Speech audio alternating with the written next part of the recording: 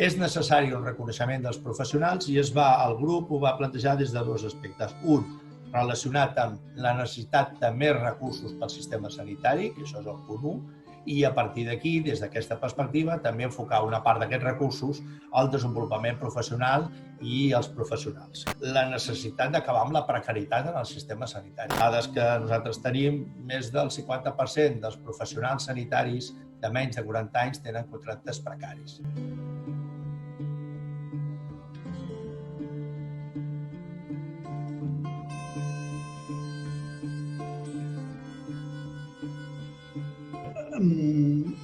L'informe fa referència a la primària i en concret a l'autogestió dels equips d'atenció primària. Això vol dir que els experts han apostat o aposteu pel model que en diem EVA, el model de les entitats de base associativa com a fórmula de gestió més idònia en l'àmbit de l'atenció primària? La resposta és sí. Això tindria que tornar-se a fer possible, perquè ja fa molts anys que no es fa cap EVA nova, i inclús jo diria no només que fos possible, sinó estimular-lo.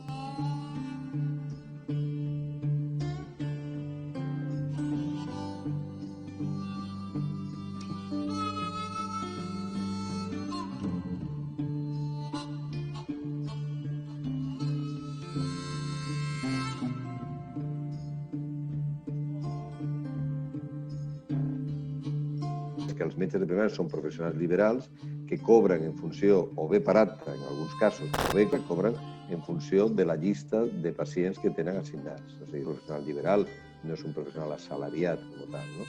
Cobra en funció del número de pacients que té en la seva llista i d'una sèrie de resultats, que és un panel d'indicadors molt gran, que pot variar molt la retribució en funció de la càpita i en funció del resultat.